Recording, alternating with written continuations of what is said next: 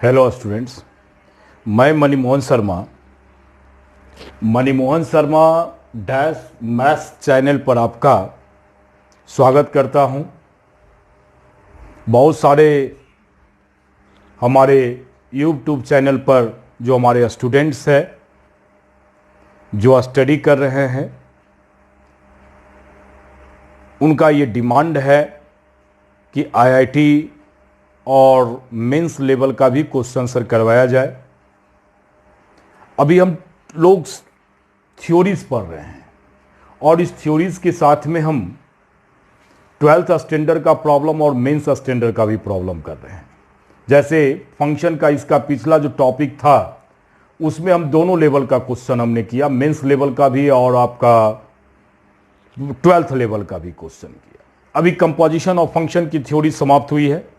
अब इस composition of function में भी हम लोग दोनों लेवल का प्रॉब्लम करेंगे, मेंस लेवल का भी प्रॉब्लम करेंगे और फिर हम एडवांस लेवल का मेंस लेवल और बोर्ड लेवल का भी प्रॉब्लम करेंगे।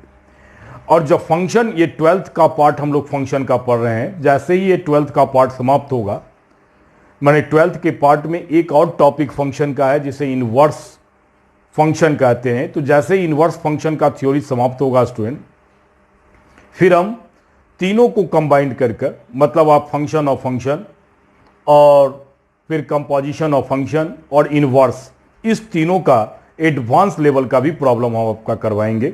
एक एक प्रॉब्लम करवाएंगे, उसका अलग वीडियोस होगा, प्रॉब्लम का अलग वीडियोस आपको प्रोवाइड करवाएंगे। और स्टूडेंट ये दिमाग में मत रखे कि आप अभी जैसे एक मैसेज आया था कि एक स्टूडेंट का मैसेज था कि सर मतलब कि व्हाट्सएप से मैं सिर्फ फंक्शन का ही क्वेश्चन पूछ सकता हूं। तो आप क्वेश्चन पूछ सकते हो और मेरा ये चैनल जो है सिर्फ फंक्शन के लिए नहीं है। ये जो चैनल हम बनाए हैं, इस चैनल पर 11th 12th आईआईटी और जेईई के साथ में बीटेक का भी फर्दर जो है हम पूरा का पूरा मैथमेटिक्स का सिलेबस लाने जा रहे हैं। तो ये लेकिन अभी ये चैनल स्टार्ट किए हैं तो ग्रो करने में टाइम लगेगा और उसके लिए आपका सपोर्ट की जरूरत है। आप इस चैनल को जितना जल्द आप पहुंचाएं तो फिर मैं फर्दर जो है अपना सारा टाइम जो है इस चैनल पर ही दे दूंगा। तो इसलिए आप कोऑपरेट करें और तब हम मैक्सिमम प्रयास आपके लिए भी करेंगे, समाज के लिए भी करेंगे। तो स्टूडेंट कंपोजिशन ऑफ फंक्शन का वह क्वेश्चन देख रहे हैं जो क्लास 12th में बोर्ड एग्जामिनेशन में पूछता है। तो यहां देखिए, एक दो फंक्शन दिया हुआ है, f and g are given by two function. यहां स्टूडेंट जो फंक्शन एफ है उसका एलिमेंट ऑर्डर पेयर के रूप में है 1 2 3 5 और 4 1 है। तो स्टूडेंट इसका जो डोमेन है, इसका जो फर्स्ट ऑर्डर पेयर का जो फर्स्ट एलिमेंट है वो डोमेन है 1 3 4। तो इसका डोमेन जो है 1 3 4 है और जबकि इसका रेंज जो है स्टूडेंट, सेकेंड एलिमेंट देख लोगे 1 भी है, 2 भी है और 5 है। तो इस ऑर्डर पेयर का जो सेकेंड कंपोनेंट है वो रेंज है 1 2 5। थोड़ा अरेंज करके लिख रहे हैं, ऐसे तो देखने में लगेगा 2 5 1, तो अरेंज कर लिए, क्योंकि इस सेट में हम लिख रहे हैं तो थोड़ा अरेंज कर लेते हैं। और जी जो मैपिंग है स्टूडेंट, ये 2 3 है, 5 1 है और 1 3 है। तो यहां से जी का जो डोमेन हो गया, इसका फर्स्ट एलिमेंट 2 5 1 2, तो अरेंज कर लीजिए इसे भी 1 2 5 लिख लीजिए। और जो इसका रेंज है, रेंज जो है जी का जो रेंज है 3 1 3, तो सेट के अंदर जो है डिस्टिंक्ट एलिमेंट लिखते हैं, तो रेंज इसका 1 3 है। अब स्टूडेंट ये तो हाफ क्वेश्चन हो गया, find the range of g f and g. Also write down यहां दो क्वेश्चन है, फॉग एंड गॉफ। तो सबसे पहले स्टूडेंट ये देखना पड़ेगा क्या कंपोजिशन एग्जिस्ट करेगा या नहीं करेगा। तो कंपोजिशन एग्जिस्ट करने के लिए जो फर्स्ट फंक्शन होगा वो फर्स्ट फंक्शन जी है, मतलब कि जी जो फंक्शन है स्टूडेंट, जी जो फंक्शन है वो ओरिजिनल में जी जो फंक्शन है उसका डोमेन 215 125 213 है, और यफ जो फाइनल फंक्शन हुआ स्टूडेंट, इसका डोमेन यफ का 134 और टेंस टू 125, ये इसका कोड रेंज सॉरी आपका यहां रेंज है। तो आपके पास जो फॉग बनेगा, अब देखिए फॉग बनने का मतलब क्या है। फर्स्ट एलिमेंट स्टूडेंट आपके पास में जी है और सेकंड एलिमेंट आपका जो है यफ है, ध्यान देंगे यफ है। तो फर्स्ट हम इसे कहते हैं, फर्स्ट है आपका फंक्शन, सेकंड फंक्शन। तो फर्स्ट फंक्शन जी जो है इसका एलिमेंट स्टूडेंट 125 है और इसका जो है 13 है, जी से 13 है रेंज।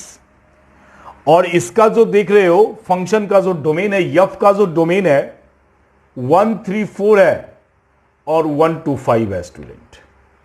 तो कहने का अर्थ है कि जो जी का, ये जी जो है ये जी का रेंज है कौन 13, और उसमें एक एलिमेंट यफ में बढ़ गया।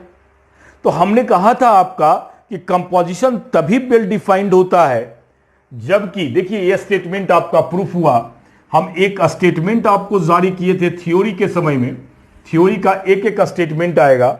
ये फॉग के लिए स्टेटमेंट है, मैंने कहेंगे कि fog is well defined, fog is well defined only if, कब, जब फॉग की बात कर रहे हैं तो जी का रेंज, रेंज जो है जी का, अगर ये सबसेट होता है कोड डोमेन ऑफ यफ का।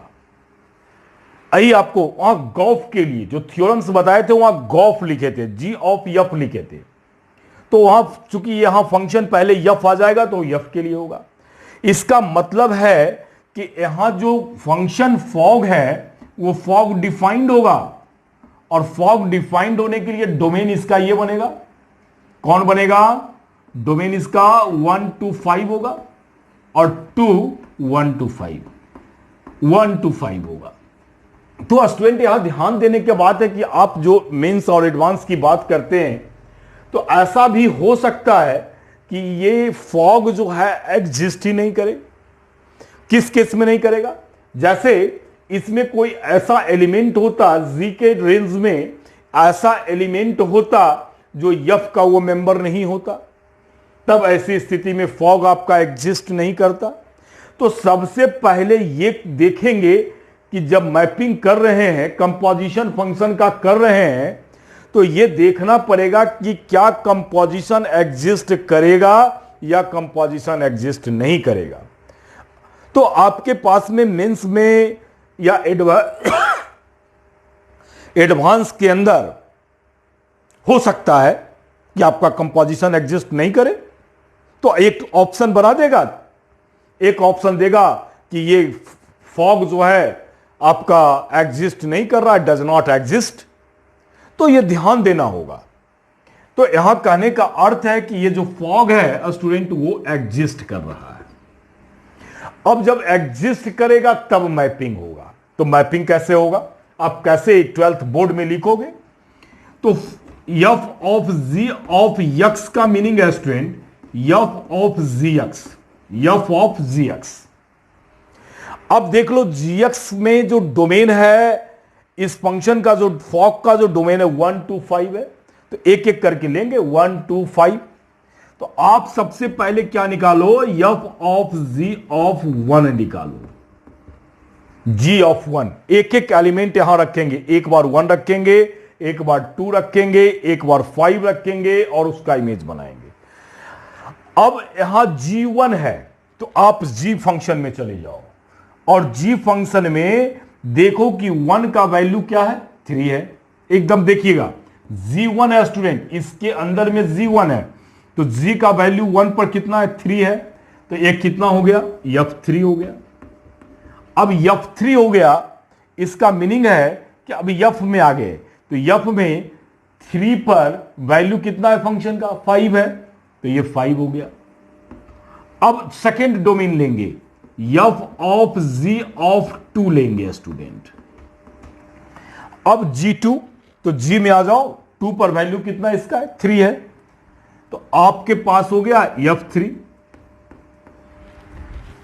F3 आ गया। अब F में 3 पर फिर देखेंगे कितना है, 5 है, तो ये 5 हो गया। अब तीसरा डोमेन लेंगे, F ऑफ G ऑफ 5 का यूज करेंगे, तो 5 का यूज करो, तो 5 पर देख लो, G5 पर कितना वैल्यू है, 1 है, मतलब ये F1 हो गया। अब 1 पर आप आ जाओ, तो F में 1 पर कितना वैल्यूज है, 2 है, तो ये 2 हो गया स्टूडेंट। इस प्रकार से आप जो है अब फॉग का ऑर्डर पेयर लिख सकते हो। कैसे लिखोगे फॉग का ऑर्डर पेयर, देखो ये 1 पर कितना है, 5, तो एक ऑर्डर पेयर हो गया 1 5, 2 पर भी 5 है, तो दूसरा ऑर्डर पेयर हो गया 2 5, और 5 पर 2 है, तो तीसरा ऑर्डर पेयर आपका हो गया 5 2। इस प्रकार से आप फॉग का ऑर्डर पेयर लिख सकते हैं। लेकिन इसमें एक क्वेश्चन और भी है, गॉफ भी निकालना है, गॉफ भी निकालना है। तो गॉफ में स्टूडेंट फर्स्ट फंक्शन F है, मतलब अब जो मैपिंग करोगे वो मैपिंग तुम्हारे पास पहले F का हो जाएगा और सेकेंड मैपिंग G का है। तो F का जो मैपिंग है, तो F का जो डोमेन है 1 3 4 है, 1 3 4 है, और रेंज 1 2 5 है। G में जाओ, G का तो ही रह गया, इसका मतलब इसका फिर हो गया 1 3 स्टूडेंट। तो यहां तुम कह सकते हो ना फिर कि यहां F का ये जो भी एलिमेंट लेते हो, F का जो रेंज है, F का रेंज का मतलब इससे कहा जा रहा है, F का जो रेंज है वो फिर आपके पास सबसेट है G का। जैसे ही डोमेन G के डोमेन का सबसेट होगा वैसे ही कहोगे कि यह जो मैपिंग है एग्जिस्ट करेगा, मतलब ये जो फॉग है, गॉफ है, वो एग्जिस्ट करेगा। कहां से कहां तक ऐसे एग्जिस्ट करेगा, 1 3 4 से लेकर आपका 1 3, ये एग्जिस्ट किया। अब स्टूडेंट जब एग्जिस्ट ये कर गया तो फिर गॉफ का तो मीनिंग आपको बताए थे, गॉफ ऑफ x का मीनिंग होता है g ऑफ fx से। तो अब एक एक करके, अब इसका डोमेन 1 3 4 है, तो आप इसमें g ऑफ f ऑफ 1 ले लीजिए, 1 ले लीजिए स्टूडेंट। पहला डोमेन यहां रखे तो देखेंगे f में जाएंगे, यहां देखिए f में 1 पर जो वैल्यूज है वो कितना इसका है, 2 है, तो इसका मतलब हो गया g ऑफ 2। अब g में 2 पर चले जाइए, तो g में 2 पर कितना इसका वैल्यूज है, 3 है, तो ये 3 हो गया। अब आप सेकेंड इसका ले लीजिए, इसको हम थोड़ा सा ऑफ कर देते हैं। तो सेकेंड में आ जाइए, तो सेकेंड इसमें जो डोमेन है वो 3 है, तो g ऑफ f ऑफ 3 निकालिए। तो f3, तो f में 3 पर कितना वैल्यूज है, 5 है, तो ये हो गया g5, मतलब ये डोमेन है उसका रेंज 5 है। अब g5 पर जाइए, तो g में 5 का कितना है, 1 आपके पास है, तो 1 हो गया।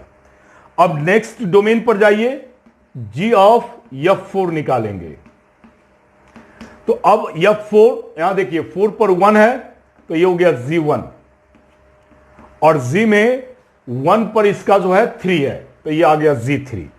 मतलब फाइनली हम कहेंगे कि जो गॉफ है उसका जो ऑर्डर पेयर आया 1 पर 3 है, तो 1 3 3 1 है, तो 3 1 और 4 3 आया स्टूडेंट। तो इस प्रकार से आप गॉफ और फॉग निकाल सकते हैं। मैंने फर्स्ट ऑफ ऑल ये चेक करना होगा कि ये कंपोजिशन एग्जिस्ट कर रहा है या नहीं। अगर कंपोजिशन एग्जिस्ट करेगा तभी आप उसका कंपोजिशन देखेंगे। अब क्वेश्चन नंबर 2 देखते हैं। अब स्टूडेंट ये क्वेश्चन नंबर 2 आज का है। अब यहां इस क्वेश्चन नंबर 2 में कहता है कि if the function f is mapping from real to real. अब देखिए क्या है, फर्स्ट स्टेटमेंट है f is mapping from real to real and fx equal to something दिया हुआ है, और z भी एक मैपिंग है रियल टू रियल। z भी जो मैपिंग है स्टूडेंट वो रियल टू रियल है। अब एक एक बात करें, दोनों तो रियल टू रियल है, तो इसका मतलब कि किसी भी एलिमेंट को आप जैसे आप लेते हो f ऑफ z, तो f ऑफ z जो है फर्स्ट फंक्शन z है, तो ये भी क्या हो जाएगा, रियल टू रियल। कुछ सोचना ही नहीं है, चूंकि सब रियल है। माने आप अगर मैपिंग करते हो, ये देखो ये फंक्शन z लिया, ये फंक्शन f लिया, ये भी रियल है, ये भी रियल है, ये भी रियल है, तो आप इसको जब करोगे तो इसका भी मैपिंग रियल टू रियल हो जाएगा फॉक का। जब ये दोनों डाटा सेम है तो इसका मतलब कि कंपोजिशन फॉक का निकाले, गॉफ का निकाले, एफ ओ एफ का निकाले, जी ओ जी का निकाले, मतलब टोटल का जो कंपोजिशन है स्टूडेंट वो हमारे पास, वो टोटल स्टूडेंट हमारे पास जो है रियल टू रियल होगा। तो यहां से ये रियल टू रियल होगा और एग्जिस्ट करेगा।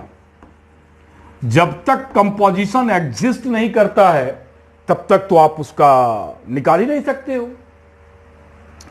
तो यहां अब देखो क्या है, f of z of x find कर रहे हो, तो ये ओरिजिनल में क्या है, f ऑफ gx है स्टूडेंट। तो यहां gx है, तो gx तुम्हारे पास फंक्शन दिया हुआ है, तो ये हो गया f of x q plus b. ये अब gx का वैल्यू यहां से लिया और इसमें सब्स्टिट्यूट कर दिए। अब फंक्शन में चले जाओ, fx तुम्हारे पास ये डाटा है x प्लस 1, तो x के पोजीशन पर अब एक्स क्यू प्लस बी है, ये सब्स्टिट्यूट करेंगे किसके पोजीशन पर, x के पोजीशन पर करेंगे स्टूडेंट। तो x के पोजीशन पर सब्स्टिट्यूट करेंगे तो x तुम्हारे पास हो गया x प्लस ए, तो x के बदले में ये रख रहे हो तो एक्स क्यू प्लस बी, अब प्लस इसमें a है, मतलब जहां भी x है उसके पोजीशन पर आपको एक्स क्यू प्लस बी रख देना है। उसी प्रकार से सेकेंड में जाएंगे, ये जो g ऑफ f है ये भी रियल टू रियल होगा और ये भी एग्जिस्ट करेगा। इसका मतलब कि g of f of x का मीनिंग है g ऑफ fx से। अब fx यहां रखना होगा, तो fx का वैल्यू x प्लस 1 है, तो g ऑफ x प्लस 1 नहीं a है, तो x प्लस a रख दिए। अब आप gx में जाओ और gx में x के पोजीशन पर x प्लस 1 रखो, तो यहां देखो x है, तो ये हो गया x प्लस a का होल क्यू और प्लस में b है, तो प्लस b, ये आ गया।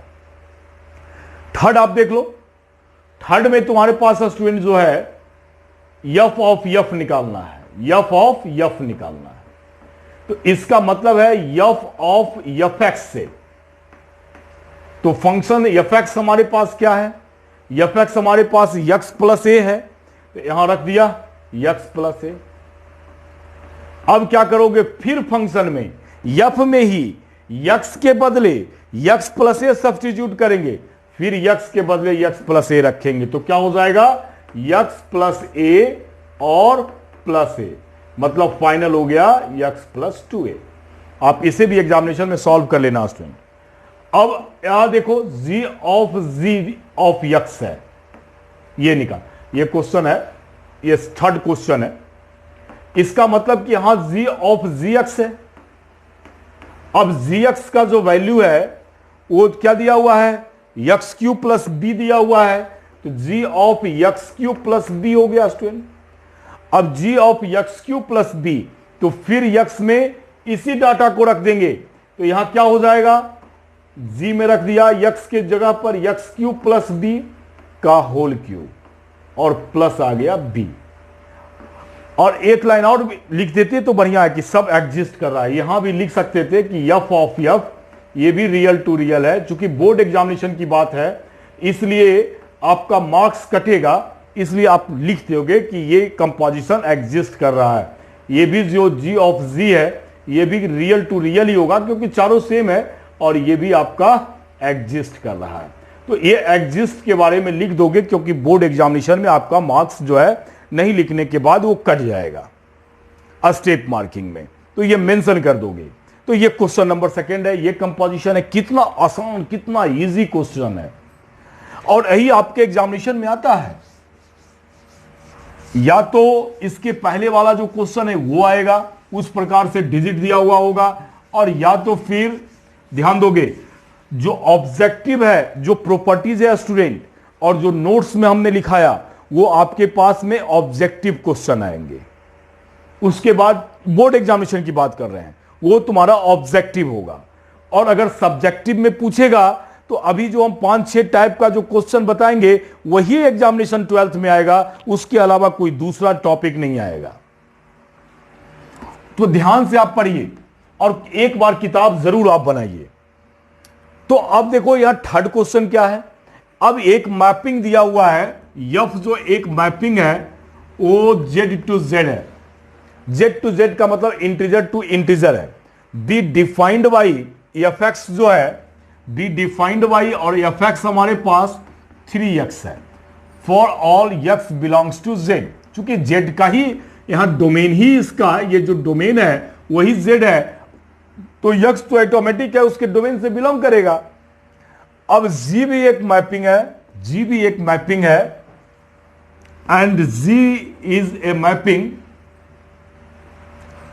अच्छा, ये if f is be defined by f x equal to 3x, तो फाइंड g को फाइंड भी करना, और इसका मैपिंग z टू z है।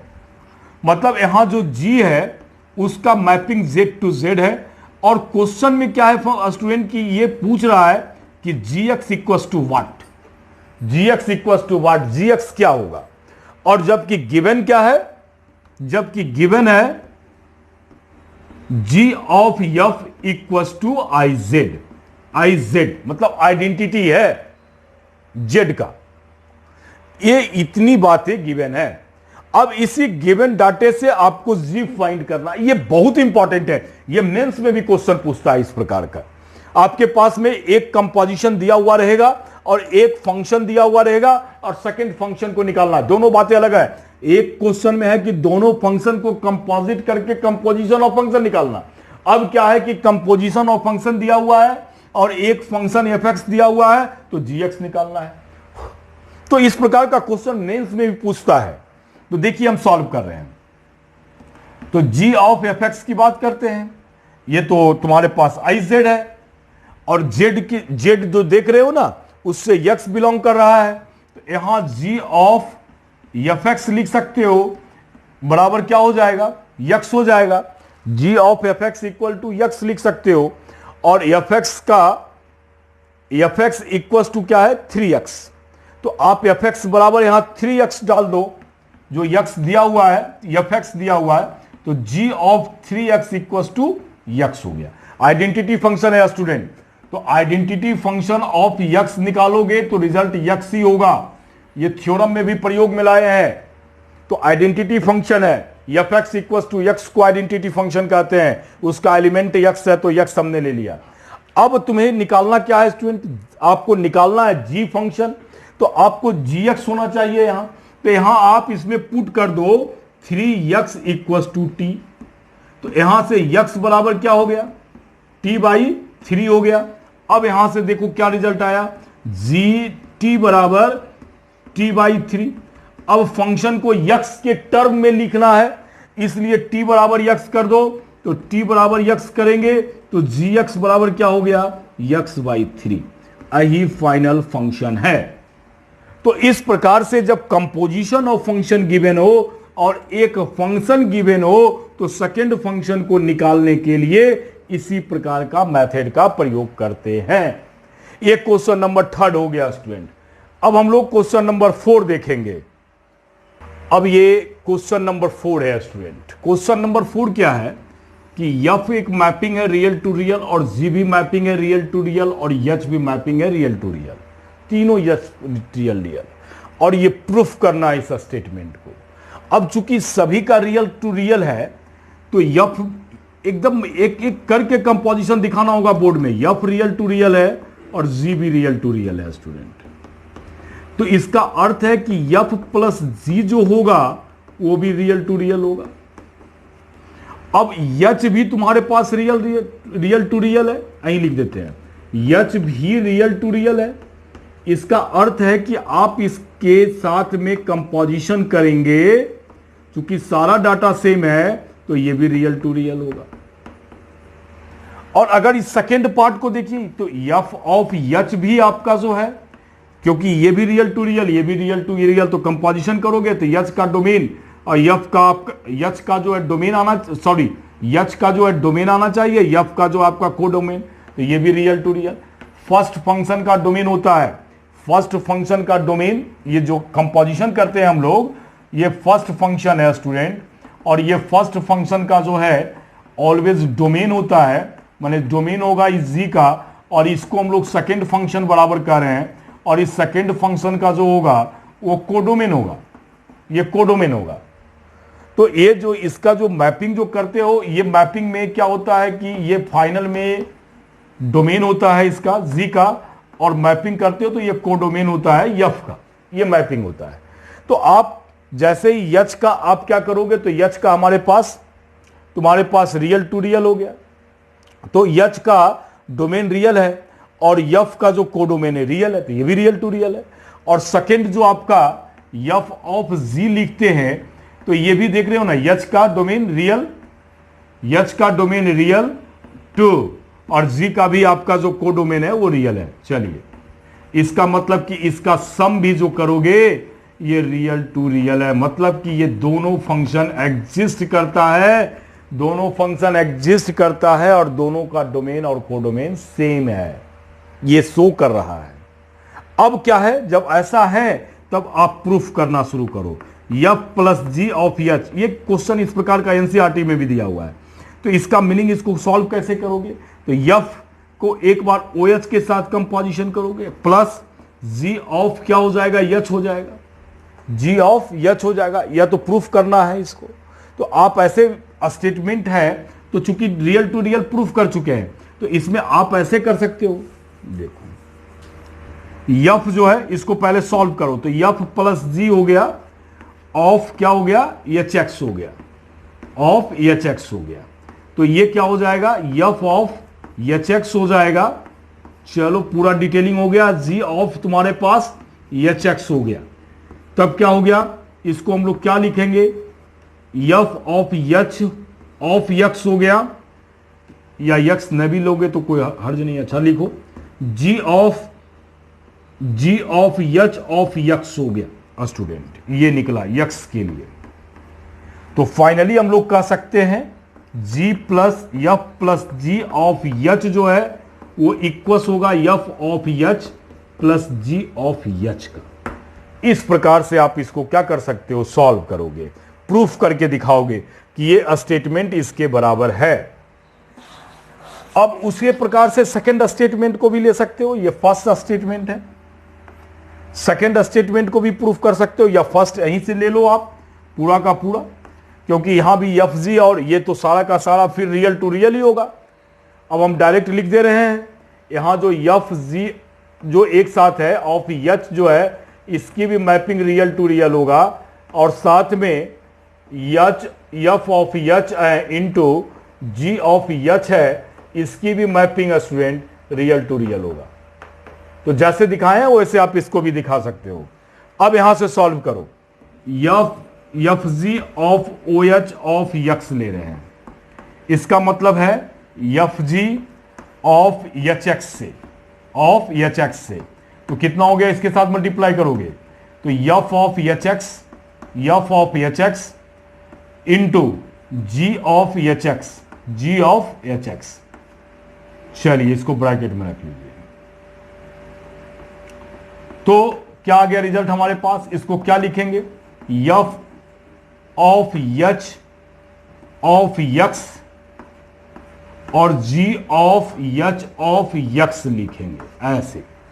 अब x आप हटा दीजिए, यहां से x को जब लिखिएगा मैंने अंडरस्टूड कीजिएगा ऑफ h को, तो आप f of h into g of h लिखेंगे। इस प्रकार से स्टेटमेंट को आप क्या करेंगे, प्रूफ करेंगे। तो इस प्रकार से आप स्टेटमेंट को प्रूफ करेंगे। ये हमारा 4 नंबर हो गया।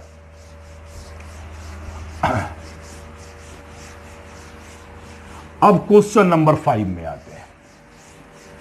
ये भी बोर्ड लेवल का ही क्वेश्चन है और इस प्रकार का क्वेश्चन आपको RS अग्रवाल में भी है। इसलिए जो पहला वीडियोस प्रॉब्लम का बना रहे हैं वो बोर्ड लेवल का ही प्रॉब्लम बना रहे हैं, और सेकंड जो प्रॉब्लम बना रहे हैं वो जेई मेंस लेवल का प्रॉब्लम है।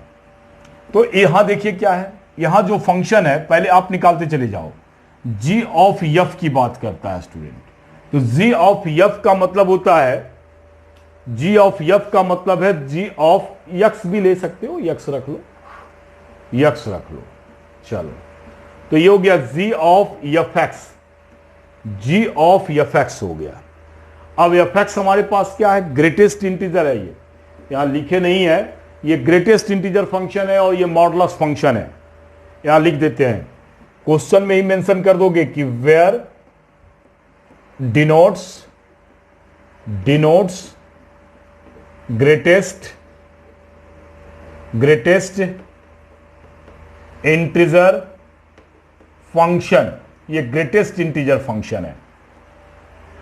तो यहां से आप fx का वैल्यू रख दो, तो क्या हो गया, g of greatest integer of x हो गया। अब g में आप क्या करो कि ग्रेटेस्ट इंटीजर x को रखो x के पोजीशन पर, तब स्टूडेंट क्या हो गया, g का चूंकि मॉड x है तो आप जैसे ही रखोगे तो क्या हो जाएगा, ये mod of greatest integer of x, ये वैल्यू आ गया। सेकेंड पार्ट निकालो, सेकेंड पार्ट आपका f ओ g निकालना पड़ेगा। आप सेकेंड पार्ट निकालो, f of g of x क्या हो गया, f ऑफ gx हो गया। gx का वैल्यू क्या है स्टूडेंट, f ऑफ gx कितना है, मॉड x है, तो ये मॉड x हो गया। अब यहां जो x में आप मॉड रखोगे तो क्या हो जाएगा, ग्रेटेस्ट इंटीजर, चूंकि इसके अंदर x की जगह पर मॉड x रख रहे हो तो अंदर में मॉड x हो जाएगा, तो मॉड x हो गया, ये वैल्यू आ गया। अब देखो फर्स्ट नंबर क्वेश्चन क्या कहता है, फर्स्ट कहता है कि गॉफ ऑफ -4/3 प्लस माइनस है f ऑफ g ऑफ -4/3 का वैल्यू क्या होगा, ये स्टूडेंट क्वेश्चन है। तो यहां गॉफ में आप -4/3 रखो तो यहां -4/3 हो गया, तो ये फाइनल हो गया मॉड ऑफ इसके अंदर -4/3, ये वैल्यू हो गया मॉड 1। अब फॉग में भी आपको रखना है ये डाटा, तो फॉग में रख दो इसको, तो ये फॉग में रख दिया तो ग्रेटेस्ट इंटीजर मॉड ऑफ -4/3 हो गया स्टूडेंट ये। अब इसी को सॉल्व करना है, तो देखिए क्या हो गया, ये जो है ओरिजिनल में -4/3 है, -1 पॉइंट समथिंग होगा, तो 1 पॉइंट समथिंग होगा, तो ग्रेटेस्ट इंटीजर में चूंकि इसका वैल्यूज जो है नियरेस्ट इंटीजर होता है ना, तो आपका कहने का अर्थ है कि आप स्टूडेंट ऐसे समझो, ग्रेटेस्ट इंटीजर अगर नहीं पढ़े हो तो आपको यहां हम रफ कर देते हैं। सपोज करो कि आपने नहीं पढ़ा, तो क्या है ग्रेटेस्ट इंटीजर, जैसे 2.12 है तो इसका ग्रेटेस्ट इंटीजर 2 होगा। मतलब अगर यक्स जो है, ऐसे लिख देते हैं, यक्स शॉर्ट में i प्लस फ्रैक्शन है, तब इसका जो ग्रेटेस्ट इंटीजर होगा वो i होता है, वो इंटीजर होता है। जैसे एग्जांपल में आपसे कहते कि 2.5 का ग्रेटेस्ट इंटीजर कितना होगा, तो इसमें इंटीजर पार्ट 2 है तो 2 होगा, और फ्रैक्शनल को प्लस में रखना है, फ्रैक्शनल को आपको प्लस में रखना है। अब जैसे हम कह देते कि -1.3 का क्या होगा स्टूडेंट, तो इसको क्या लिखते कि -2 + 0.7 है, मतलब इसका जो ग्रेटेस्ट इंटीजर होगा वो कितना हो जाएगा, -2 हो जाएगा। ये 2 एग्जाम्पल आपको याद रखना है। मतलब आपका जो वैल्यू है ऑलवेज नंबर लाइन पर लेफ्ट साइड शिफ्ट कर जाता है ग्रेटेस्ट इंटीजर का। माने कहने का अर्थ है, देखो यहां 3 ले लिया, यहाँ 2 ले लिया स्टूडेंट, तो 2.5 यहाँ आएगा, तो इसकी वैल्यू जो है नियरेस्ट में जो भी होगा इंटीजर वहां शिफ्ट कर जाएगा। जैसे आप इसको समझ लो, -1.3 का मतलब है -1 है, -2 है, तो इसके बीच में कहीं -1.3 होगा, तो नियरेस्ट जो आपका इंटीजर होगा वहां उसका वैल्यू शिफ्ट कर जाएगा।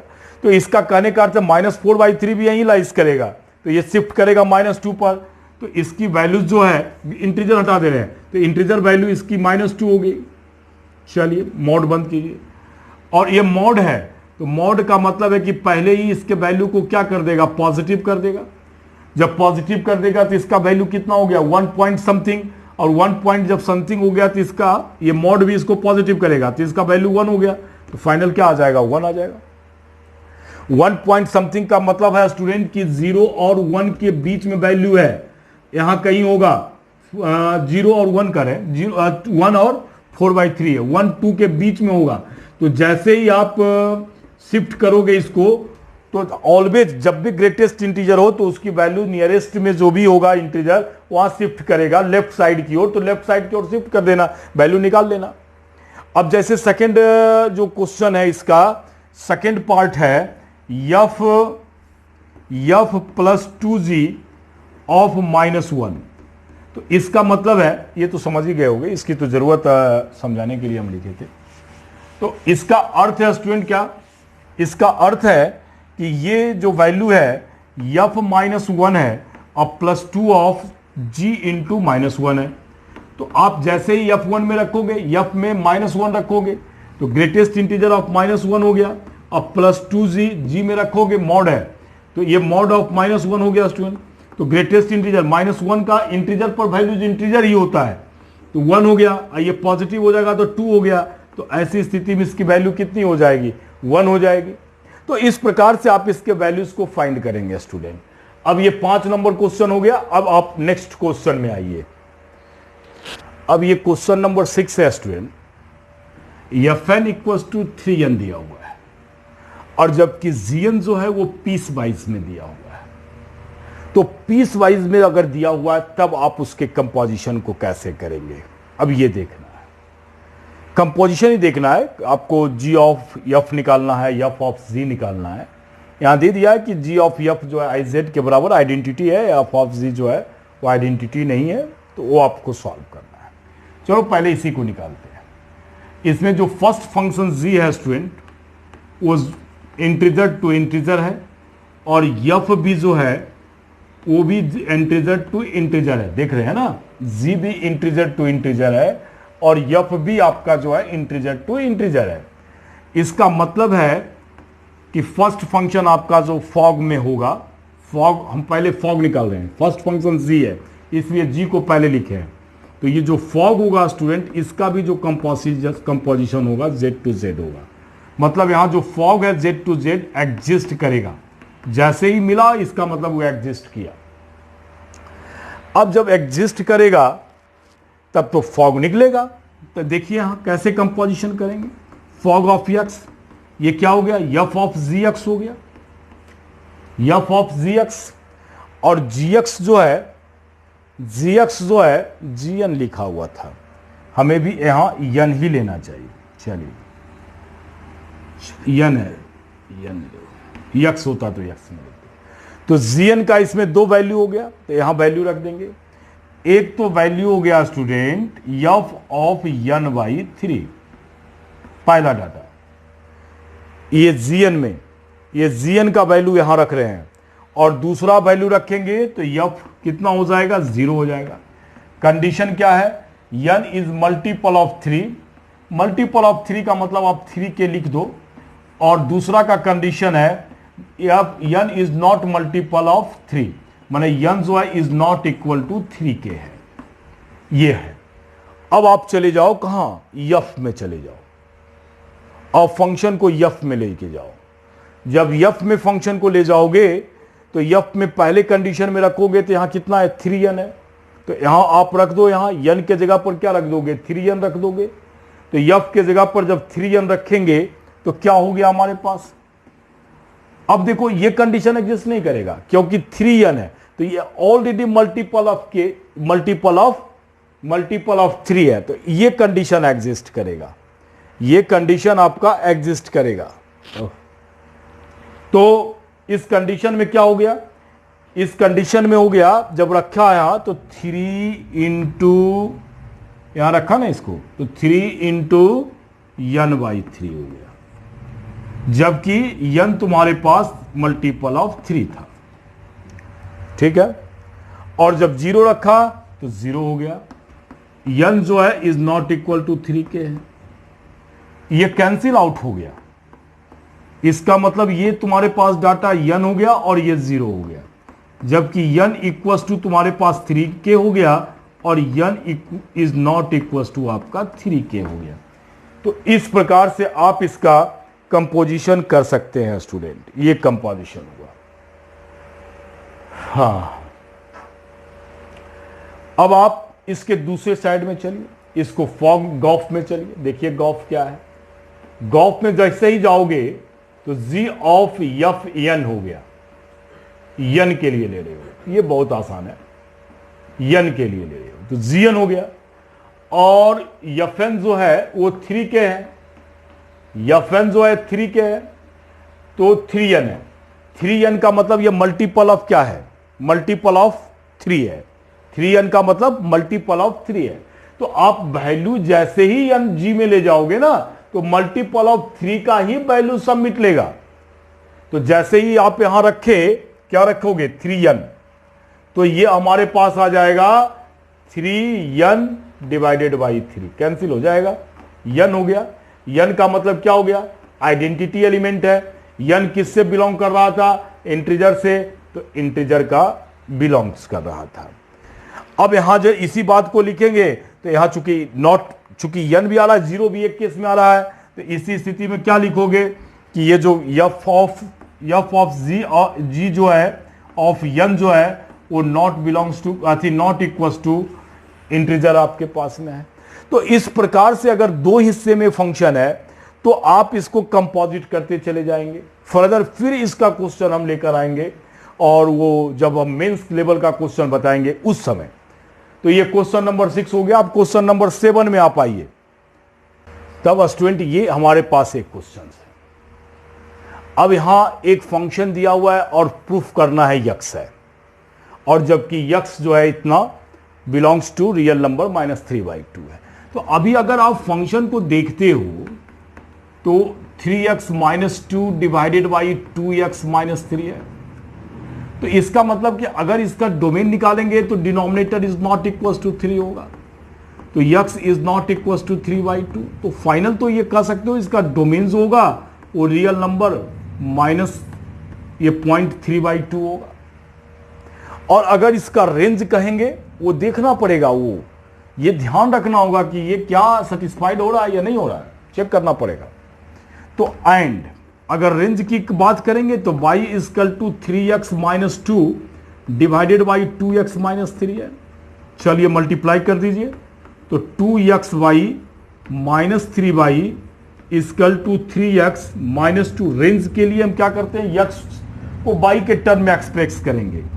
तो यहां से हो गया 2xy - 3x equal to 3y + 2। अब यहां से x कॉमन ले लेते हैं, तो ये आ गया 2x - 3 इक्वल टू 3y + 2। तो यहां से स्टूडेंट निकल गया x इक्वल टू 3y + 2 और डिवाइडेड बाई 2y - 3। अब देखिए y के टर्म में आ गया। अब y को x के लिए डिफाइन कर दीजिए, वही रेंज हो जाएगा। तो 2y - 3 is not equal to 0, तो यहां से y भी नॉट इक्वल टू 3/2।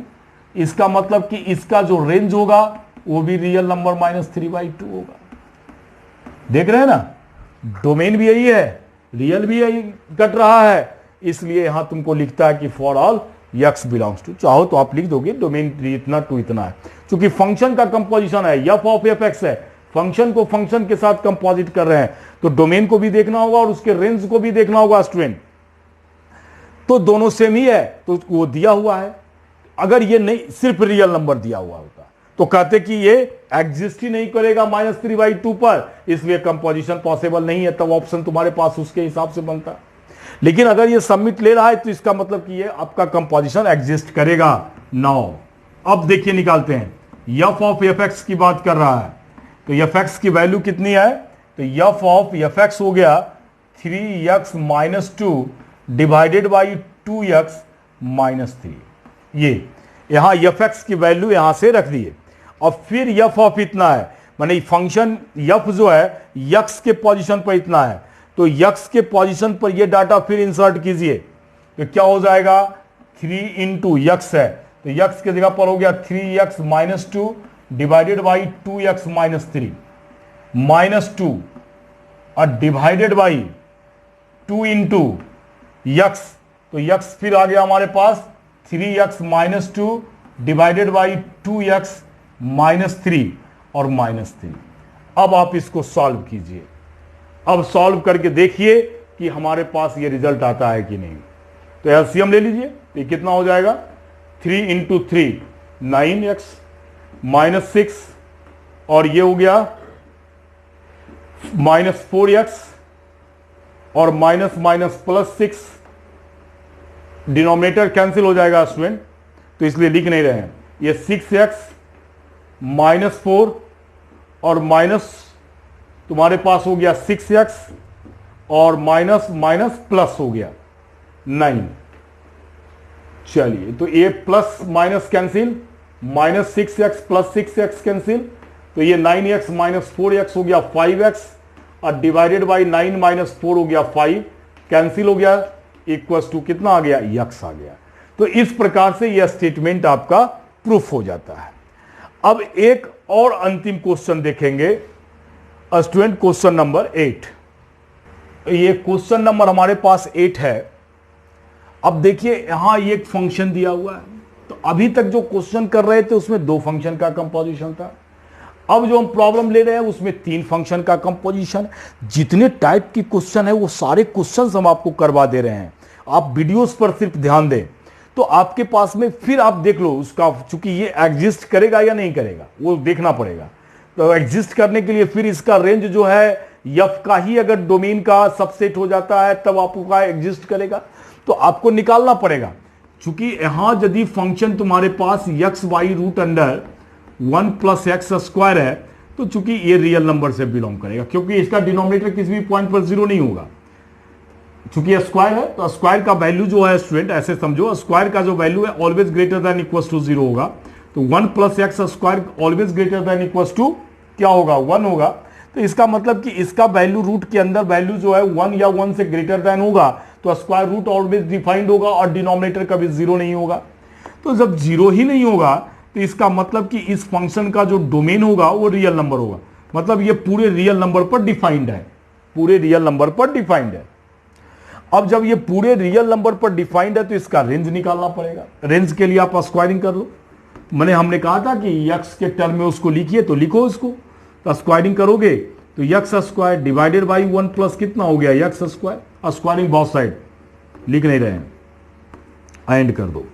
तो ये हो गया y² plus y² x² equals to x²। चलिए इसको इधर भेज दो। तो x² minus y² x² equal to कितना हो गया y² हो गया। यहां से आप x² कॉमन ले लो, तो x² कॉमन हो गया, तो 1 माइनस हो गया y² इक्वल टू y²। तो यहां से x² बराबर हो गया y² divided by 1 minus y², इतना आ गया। तो अब क्या करोगे कि यहां से x निकालोगे, तो root under y² divided by 1 minus y², ये आ गया। तो ये तो हमारे पास फाइनल आ गया y divided by 1 minus root under है 1 माइनस y², ये आ गया। अब इसके वैल्यूज को तुमको क्या रखना होगा, पॉजिटिव रखना होगा। 1 माइनस y² को इक्वल्स टू 0 नहीं रखना है। जब पॉजिटिव वैल्यू रखोगे, चूंकि डिनोमिनेटर भी है, तो इसलिए इसका वैल्यू पॉजिटिव कहां होगा स्टूडेंट, तो साइन स्कीम खींच लो, -1 + 1। y² निगेटिव है, इसलिए दोनों बीच में पॉजिटिव, दोनों साइड आपका निगेटिव हो जाएगा। इसका अर्थ है कि ये पॉजिटिव हमारे पास यहां से यहां तक है, माने y जो है वो -1 से जस्ट ग्रेटर देन है और 1 से आपका लेस देन है।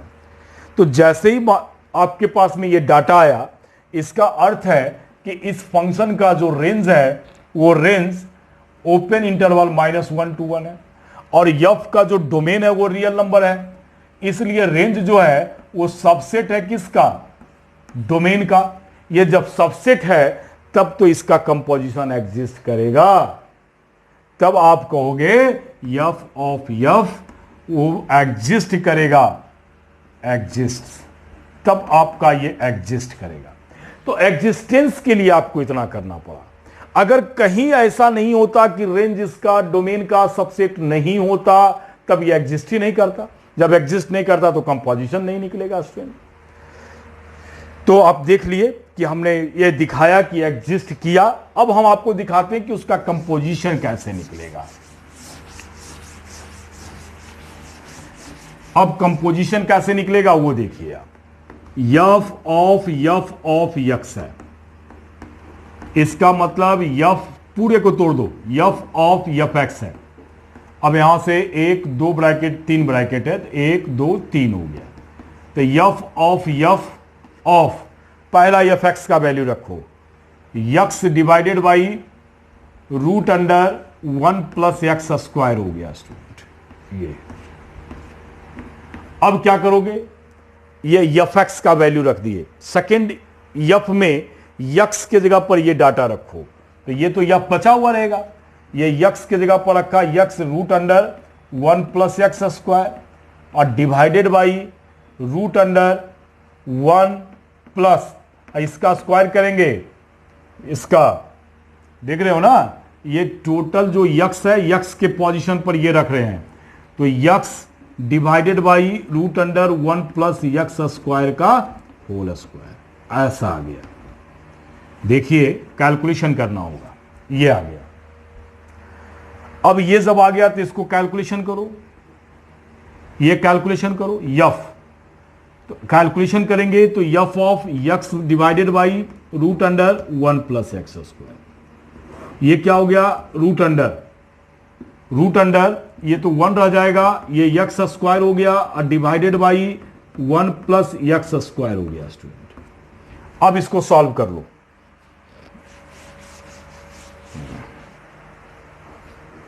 अब इसको सॉल्व करेंगे तो f of x divided by root under 1 plus x square divided by LCM लेंगे तो ये हो गया root under 1 plus x square plus x square, और इसको जब रूट से के अंदर रखोगे तो ये भी हो जाएगा root under 1 plus x square student. ये तो क्या होगा, ये दोनों फिर डिनोमिनेटर कैंसिल हो जाएगा, तो फाइनल आ जाएगा f x divided by root under 1 plus 2x square, ऐसा आ जाएगा 2x स्क्वायर। 2 बार कंपोजिशन हुआ।